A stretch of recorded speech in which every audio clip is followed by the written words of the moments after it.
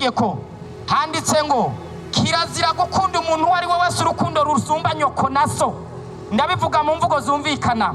Kirazira kugenda uhure n'umuntu ngurumva ngo ntitwaherukana ngo bwana ngurabona ngo Yakobo ngo twaherukana muri lise ngo ya Gisenyi ngo nanje narabaye umuntu ugaca umutimba umuriyoni ngo genda unywa isoda. Umuriyoni utahaye nyoko ntabwo uzoja mu ijuru wewe uri umunyabyaha. Kirazira kikaziririzwa gukunda umuntu uwo ari we wese urukundo rusumba nyoko na so. Ca 10 umurongo w'indwi haranditsemo iri jambo rivuga ngo uko mugenda kose mwigishe muti ubwami bwo mwijuru buri hafi, mukize abarwaye muzura abapfuye, mukize abanyamibembe, musenda abadayimoni, mubihere ubusa mubitangira ubundi.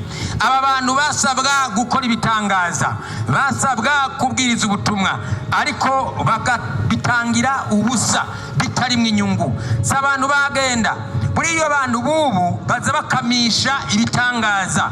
Umuntu akagusengera bazoma ngo shira mwibahasha. Hari amasengesho y'ibihumbi 10, hari ibihumbi 100, hari umuriyoni. Mu bihugu nk'ivyo tubigwa turagenda musanga abantu baribwe ateye imbere ab'Imana igiriye ubuntu ayuzuza abakozi inzu, ugasanga we nta kintu na kimwe yumva gukora. Hari n'abagera ku kintu giteye isoni ugasanga umukozi ni wa musasira igitanda, umukozi ni wakoropa mu cyumba. Umukenyezi w'umukristo ivyo ntibikwiye kumubako. Impuzu zawe z'umutware ni ugomba kuzimesura. Nta mpuzu y'indani umuntu akwiye kumesura atari umukenyezi akwiye kuzimesura. Ariko ibara ryaraguye muri iyi minsi ya nyuma abakozi aho baziye umuntu abwira ngo koropa mu cyumba. Igikorane kidasanzwe cyateguwe n'abagorozi bakora igikorwa cikanguro canke ivugurura n'ubugorozi umugabane wa kabiri canke igice ca kabiri cyabereye ku kibuga kinini ya ca ETS kuva kwigerekenezo rya 30 Rusama umwaka w'ibihumbi 2026. Cari gikorane ciza kikaba cabanjirijwe n'ibikorwa rusangi byabereye mu gice ca Gihosha citabiriwe n'abantu benshi cane, harimwo n'abajijwe ako karere cyangwa gace ka Gihosha, harimwo conseiller hamwe n'abajijwe isuku muri ico gice ca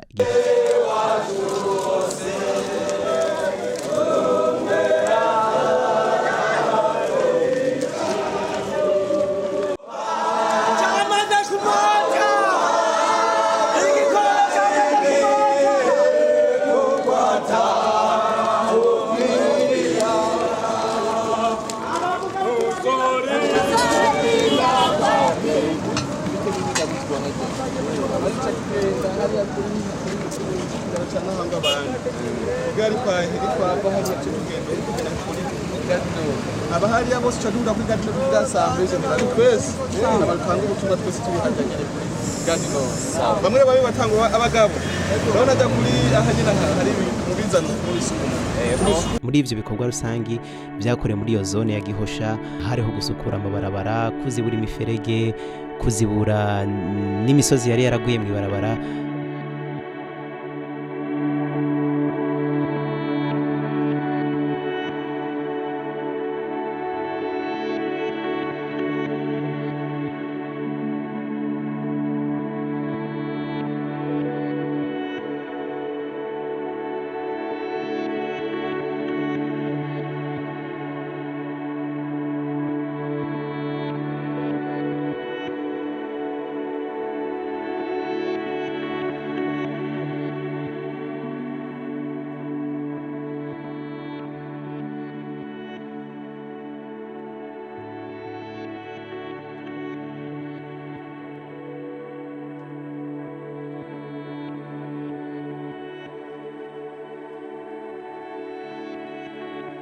Tugeze hano mwarino barabara dusanze bano bantu beko barakora ibikorwa twashaka tubabaze mbega mwebwe muri hano bimeze gute, ninde yababwiye mukore bino bikorwa mu ncamake. Reka turabe uyu mushinga ntaye kugira ngo atubwire uko ibintu bimeze n'impamvu yatumye bagira hano hantu.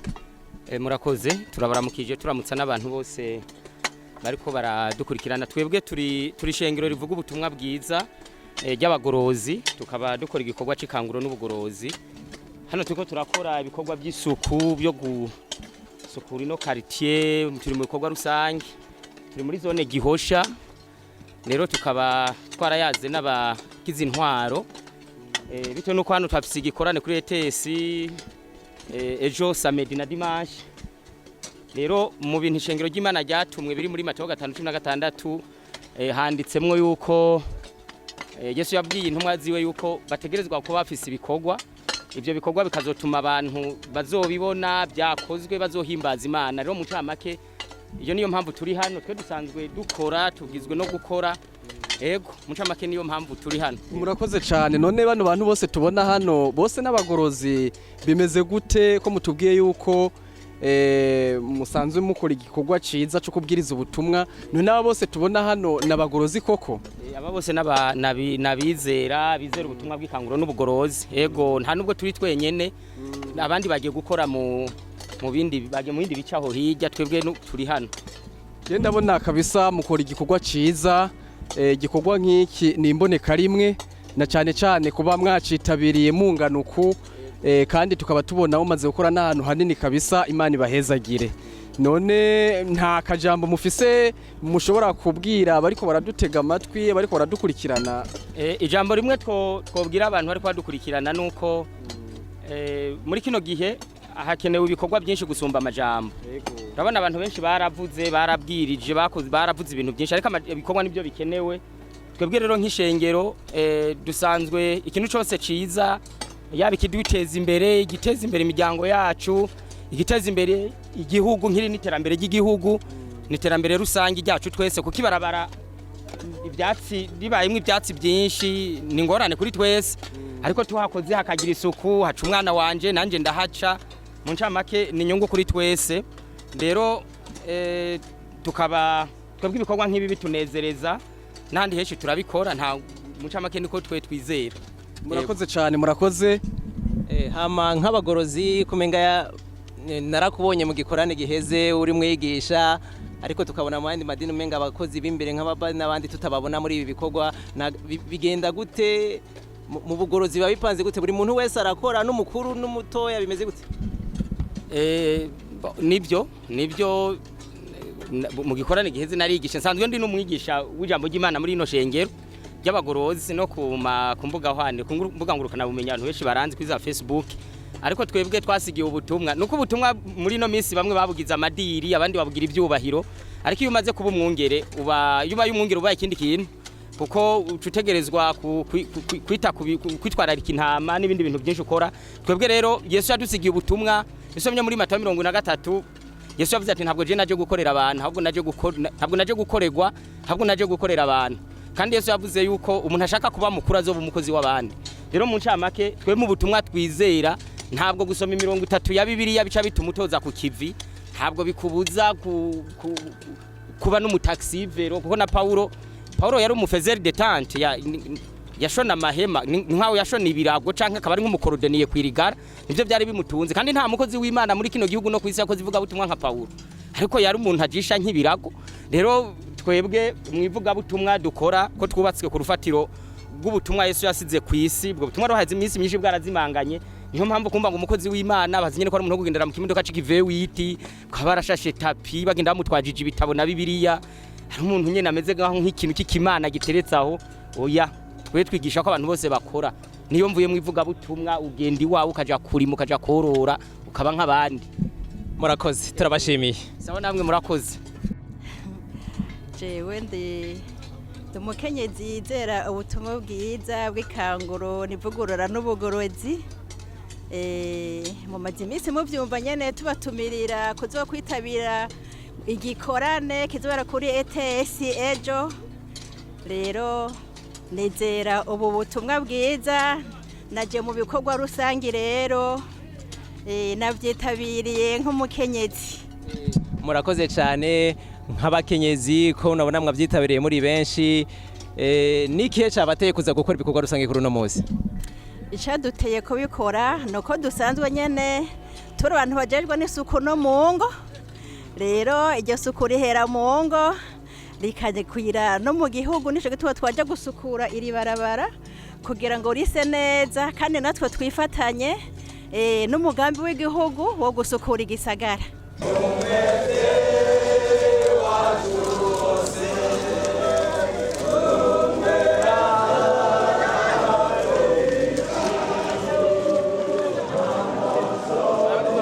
abajejwe ako karere cyangwa agace ka Gihosha harimo konseye hamwe n'abajejwe isuku muri ico gice ca Gihosha bakaba bashoboye gushikiriza uko babonye ibikorwa byagenze n'uburyo byitabiriwe. Nkuko wantanguriye yabikomoje ko ndi umwe mu bahanuzi ba chef de zone Gihosha, nkuko twabonye ubutumire bwanyu butwemeza yuko hari ibikorwa kanaka by'iteka mugomba gukorera muri zone yacu za Gihosha. Byatunezereje cyane hamwe no dufashanya mu bikorwa byo kurongora. Biba ngombwa yuko kubera ibikorwa kanaka arangurira bene gihugu bimufatira cyane, biba ngombwa yuko yikora ku muhanuzi wewe. Ni muri izo ngo rero turi kumwe ngaha, tukaba twagendanye n'ubujejwe amagara muri zone Gihosha, urya mudamu ari hajya hama. Ikindi naco mu by'ukuri nitwoza ngo tuvuge byinshi, ariko twuzuye umunezero muri zone Gihosha kuva turonka ano mabanga yo kurongora ino zone. Ni gikorane cya mbere canke ni ihuriro ry'aba bantu bigize irya mbere kuri jewe mbona bitwararitse igikorwa cyo gukora gushika muri ya ntumbero ya nyene icubahiro, aho atwifuriza yuko tugira igihugu gishajije, igihugu giteye imbere n'igihugu kimeze neza. Rero mu by'ukuri ni umunezero cyane, dusaba abarongoye rino shengero kubandanya bazirikana bino bikorwa, kuko si bya bose ibikorane bimeze kubera ngaha muri kino kigo cya ETS Kamenge byarahabaye, ariko sigushikuza ikijewe ndagishirako akatuzo, kuko mu byo duhamagarirwa nk'intwaro turahamagarirwa gukora aho tubaye. Kanatsinda murazi yuko turi ku mugwa mukuru w'ubutunzi bw'u Burundi, aho duhamagarirwa abene gihugu gusukura aho tubaye, mbere tugashira n'Imana imbere nkuko namwe mwayisize imbere. Mu kurangiza nifurije abanyagisagara bose bari muri kano karere, ndavuga zone Gihosha, zone Kamenge n'andi mazone yatuzengurutse, kwitabira muri no bikorwa byo gushira Imana imbere, kuko natwebwe nk'intwaro twasize Imana imbere, aho tuvuga yuko Uburundi butegerezwa kwama buzirikana aho twavuye. Abarongozi b'ishengero, abagorozi, turifuza yuko iyi minsi ibiri mwategekanije gukorera ngaha muri ETS Kamenge mwokoroherezwa mu bijanye n'umutekano, ni mu bijanye na regidezo, ndavuga mukaroswa amazi kugira abihumura canke abashobora kwisama bisame. Hanyuma chef de zone nawe nkuko ari wadukuriye muri zone yacu za Gihosha, Ndayike Justin yanezerewe cyane, aravuga ati aho naza kuhaba ubambwire yuko ibyo mwakoze kuri zone abizirikana. Mwaruteye iteka cyane mu mazone yose agize komine yacu nziza ya Ntahangwa, mukifuza yuko ibikorwa byobera ngaha muri zone yacu za Gihosha. Ni umunezero kuri twebwe, niharambe Imana, murakoze cyane. Ko ari ibintu abonye uno munsi, nukuri nanezerewe. Mu byo njejwe harimo iby'isuku n'isukura. Nubwo ati rero ryo wamerewe natewe iteka kuba naronse abantu bamfasha isuku n'isukura, naryohewe kuba maduteye iteka muri zone yacu ya Gihosha. Nukuri kandi nabikurikiranye, mwabikoranye umutima w'urukundo. Ndavye ibintu mwakoze, ku by'ukuri mutabikora mubikunze ntibyari gushoboka. Hari nk'abantu nabonye bari mu ruzi, nakurikiranye ibintu bariko barakora, ku by'ukuri ntibyari byoroshe. Umwami Imana abampezagirire cyane, mubihezagirirwe rwose, kuko mwakoze igikorwa cy'iteka. Ni igikorwa muzi abashikiranganje batatu basinyiye. Ku by'ukuri tubaye mu gisagara gisukuye biba bisa neza, umuntu wese aherereye abaye ahantu hasukuye biba ibintu vy'iteka. Nukuri igisagara cyacu ca uruhande rwacu rwa Gihosha, na cyane cyane mwabonye ko mwabikoze ahantu nyakubahwa perezida akunda kuba ariko araca. Ku by'ukuri mwasize mudusukuriye ahantu, nabonye ko hashajije. Umwami Imana abahezagire. Amen. Turanezerewe rero muri zone yacu ya Gihosha ko iteka mwaduteye, kuba mwarahisemwo gukorera igikorane ngaha anye muri ETS. kuko undi yabivuze se bwa mbere ngaha habereye igikorane ariko kabisa nibwo bwa mbere mbonye abantu bategura igikorane hama kavuga ati oya imbere ko dukora igikorane katumaze dusukure aho tuzogikorera tubone yuko abashitsi bazoca hashajije kandi ku by'ukuri ihangiro mwihaye mwashitseko muhezagirwe cyane rero ndashimye byimva mutima nukuri sinogenda nashimye numvise kandi ko hazoba n'ibintu by'ubuvuzi kandi umengo ubuvuzi ko nariko ndabaze boroboro hariyo naye nicaye kandi n'ubushikanganje burabishigikira rero nukuri murakoze kuba mwaje gutera iteka gikorwa nk'ico na cyane cyane ko muzogikorera ku buntu kumbure hari abantu benshi babura ingene bivuza kubera amikoro make ariko namwe mwaremeye kwitanga kandi ndazi iyo miti muzokoresha si yo ku buntu niyo mwakoresheje amafaranga yanyu rero muheze gigo kuba mwaremeye gutanga uburyo bwanyu kugira ngo umwene gihugu yoroherezwe aronke iminsi yo kubaho rero nico igikorwa cy'iteka kandi cy'ukugororoka umwami Imana yabahezagirire murakoze cyane bo bajejwe intwaro muri ako gace bashoboye no kwitabira igikorane nyezina ku munsi ukurikira wabaye ku isabato aho bashoboye gushikiriza uko babonye igikorane cyane cyane mu byo bashikirije berekanye yuko ari imboneka rimwe kubona abantu bashobora gutegura igikorane bagashobora kwita no kwisuku no bikorwa rusangi bijanye n'iterambere rusangi bakaba baratangaye bashobora no kubivuga imbere y'abantu n'isinzi bongera babivuga mu munsi w'igikorane. Yesu ashimwe kandi hama muri zone Gihosha twaratewe iteka aho ishengero abagorozi biyumviriye gukora muri komine Ntahangwa yagutse hanyuma baca batera iteka zone yacu nziza ya Gihosha. Ni muri izo mvo rero nk'abarongozi barongoye zone Gihosha ndavuga nyakubahwa chef de zone na jewe umuhanuzi wiwe twarishimye cyane biba ngombwa yuko ishengero mu by'ukuri tubatera intege kuko kuva turonka ano mabanga ibikorane byahora bibera ngaha hari igikorwa ejo hahise bakoze cy'ingenzi aho turi mu ntumbero ya nyene icubahiro umukuru wacu w'igihugu ciza ahakenera yuko igisagara ca Bujumbura ari igisagara gishajije rero ishengero ryacu abagorozi ndashima cyane ku gikorwa mwakoze ejo kuko hariho benshi baza bafashe imitima y'abantu ariko batitwararitse aho bashobora gukorera rero muri zone Gihosha turabahaye ikaze abavuye mu ntara zitanu zigize igihugu cyacu cy'u Burundi mwumve yuko tubahaye ikaze mugubwe neza murakoze.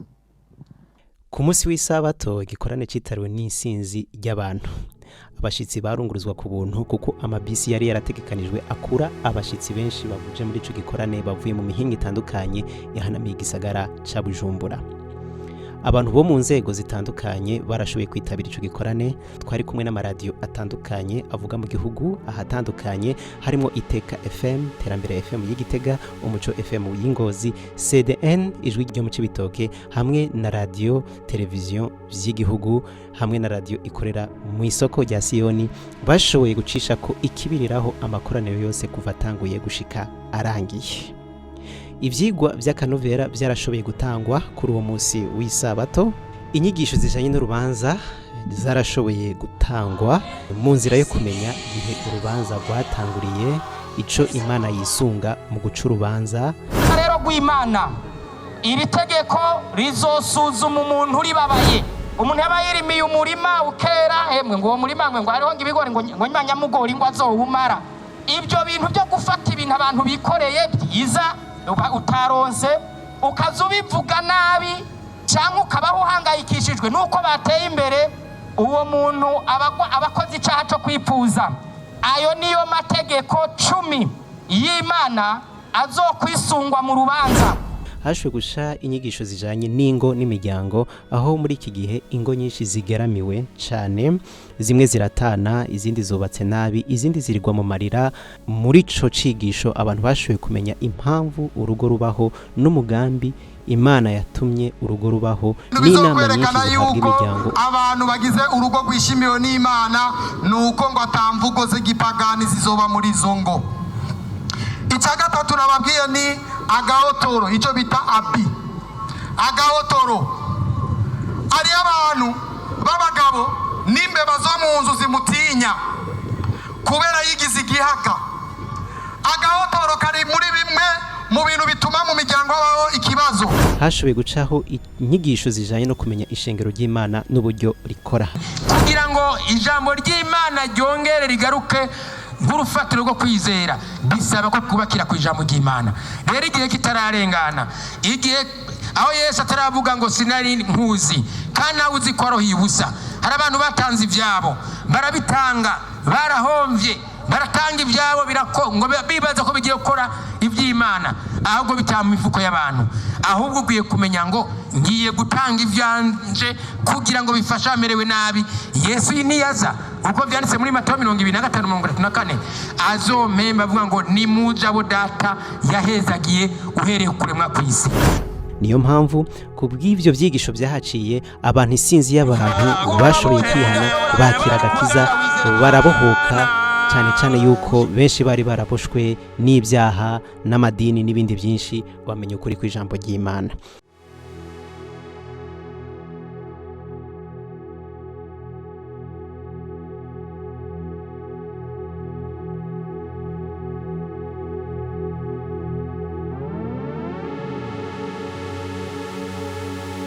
Ku munsi ukurikira ari bwo wa dimanche cyangwa umunsi wa mbere w'indwi, premier jour de la semaine, n'ubundi hitavye insinzi ry'abantu benshi kwa kundi nyene. Amabisi yakomeje zana abantu benshi, abagwayi barenga 1,100 barakiriwe kandi babonana na muganga, bongera baravugwa, bahabwa n'imiti ku buntu, bataha bashimye Umuremyi. Inyigisho zarakomeje gutangwa z'akanovera. Iyo yinjiye mu rugo, iyo yinjiye mu muryango, ariko ndavuga umugore mwiza, umugore w'umukristo, aba ari ikintu kidasanzwe kibonetse aho hantu. Yeyura umwiza akazana umucyo, yeyura umubabaro akazana umunezero, atanga ahuza abantu. Muri make turagenda tubivuga ko kimwe kimwe. Nyuma y'Imana hakurikira umugore mu kurema. Umugore niwe arema imico, niwe afasona, niwe amodera, niwe atunganya imico y'abana biwe. Ntayitunganya kugira ngo bazobe muri iyi si gusa, ahubwo ayitunganya meme pour l'éternité, kugira ngo no mu gihe kizoza cy'ubuzima buhoraho baze bagira imico myiza. Twabonye nyina wa Mose ukuntu yamutunganije, murabona ibyo Mose yakoze mu isi. Nuno Musa abantu baracamuririmba, arazwe mu ndirimba cyane yuko ngo abamama iyo babaye abanebwe mu amezi 3 ya mbere, abana bavyara n'undi baba banebwe. Hari abamama batwarinduka kugira ngo bayabamikazi akumana kinasora guhereza amaboko akumana niyo kunama niyo kora agacaza araryama gusa yigora aratuma. Ivyo bituma umwana uzovyara nawe azoba umunebwe. Icya kabiri mu nshingano zabo z'abakenyezi ni inshingano yo guteka. Inshingano yo guteka rero kenshi muri aba bantu basimutse bayiha abakozi. Abakenyezi yumva toja mu gikoni kandi nyene yojayo gute. Hari abakenyezi usanga bafite inzara zigera nk'ino ziza amarangi, mujya mubibona basi amaferni. Uwo muntu kumubwira ngo aje gutora amakara, uwo muntu kumubwira ngo ateruye isafuriya, niwumva ko buriko ari kibazo umuzaniye. Ariko itegeko ry'Imana nuko umutware agaburirwa n'umukenyezi wiwe. Kristo rero arya imfungurwa zikomotse ku bimera, zikamuha ingaburo zo mu migwi 5, hakiyongera kwa amazi, ingaburo zikaba mu moko 6. Noneho ngiye ku gace kagira 3 kw'ivyo umukristo akwiye kwitwararika kugira ngo agire amagara meza. Bino bintu mu vyitwararike ndanyarutsa, ndabisoma nyarutsa, ndababwira n'ibitabo byanditswe mu muzosoma. Amazi namaze kuvuga ko anyobwa mbere yo gufungura, bajyagagura. Abakristo ntibapfa uko bariye, ntibapfa naho baririye, barya ku rutonde. Erega Abisirayeli Imana yaza mu gitondo, bakayitora mu gitondo, bakayijya mu gitondo, bakajya no ku mugoroba, ikabirarangiye. Iraye agize ubutora nyinshi byaca bipfa, mu gitondo bagasubirayo. Hemorrhoide, za ngwara zo gusohoka kw'amara manini, byo bamwe biturunya abana, urukoko, impanga. Izo ngwara zo gutuma amara manini, imitsi yo mu iherezo ry'urura isohoka, agapiripiri kari mu bintu bishobora gutuma aho hantu harwara izo ndwara zikagufata.